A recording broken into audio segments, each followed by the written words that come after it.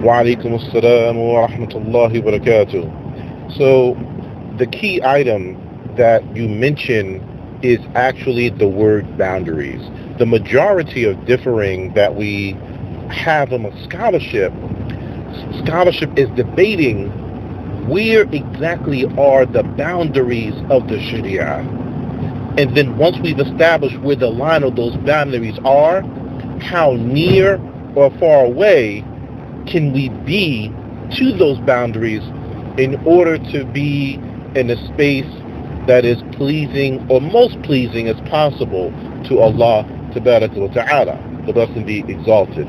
So in this regard, um, scholarship is going to utilize academic strategy, academic methodology to determine where these boundaries are, but then also they're going to weigh that against where exactly the people are at current and where are we trying to lead the people to.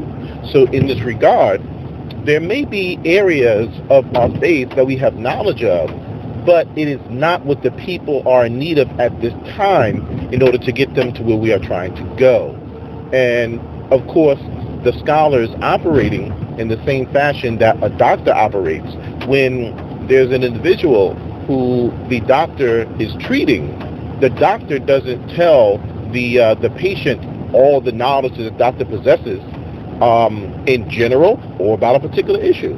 The doctor is concerned about treating this individual and hopefully healing this individual by giving this person the treatment that they are in need of, while diagnosing them properly, then giving them the treatment that they are in need of, and then in that treatment, okay, what exactly is the medicine? Okay, what is the doses of this medicine? Okay, what is the length of time that this person is in need of this particular dosage of medicine? And these are things that can differ from person to person in the same way that the viewpoint of a scholar can differ from person to person, situation to situation, or country to country. So this is how we have to look at how our scholars are differing in everything that they are taking into consideration when they present their views. And it's deep, like names like Al-Qaradawi. When you hear that name has been villainized for so long. You couldn't even mention his name and use him as a reference for a basis for any type of debate. And it's deep that we're not respecting scholarship for being scholars.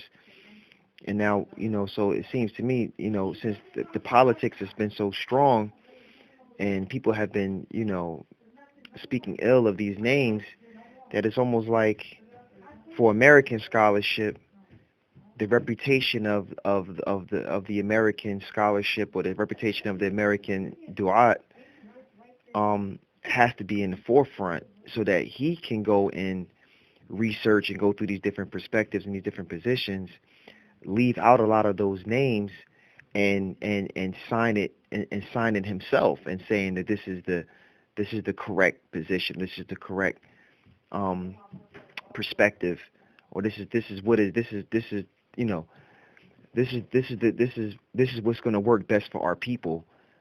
Being able to present things like that without prejudice. It seems like the names have to be left out, and presenting their evidences and their arguments on an American platform. And now, when we speak about this term, rajih, al-qawl rajih, when people say the stronger view or the preponderant view, understand, premise upon what we have just stated, this is relative. So when we say the preponderant view, this is not an absolute statement. This means that this is what appears to be the most convincing view in the opinion, in the ability, in accordance with the academics and methodology of this individual scholar. That's what we're saying when we're saying that this is the rajih, that this is the preponderant view. So every view that every scholar takes, they're going to view it as the qawl rajih, as the preponderant view. So understand that that is relative.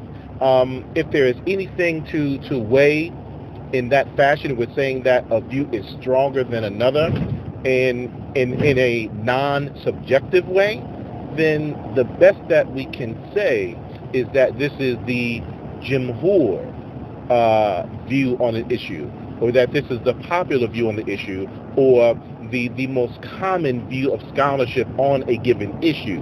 But even here, then this doesn't negate the fact that just because the majority has taken the view of something, that doesn't necessarily mean that the majority are correct.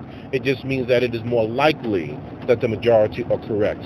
It is only at the point that this, what we're calling Jumhur view, right, or this common view among scholarship reaches the level of ijma', reaches the level of consensus, that we would then have to take it as final, conclusive evidence. But if we're saying the Jumhur view, we're saying that, you know, the majority of scholarship has taken this view, and it is unlikely that the minority of scholarship is correct, with the possibility of them still being quite correct. And this is how scholarship views itself, and this is also how we should view scholarship, that whenever there is an issue where there's a difference of opinion on a given issue, and scholars are issuing their edicts on these given issues, and when they say that the view is this, the opinion is this, the rajih is this, the preponderant view is that, well then what they're actually saying is that I believe that I am right with the possibility of my being wrong.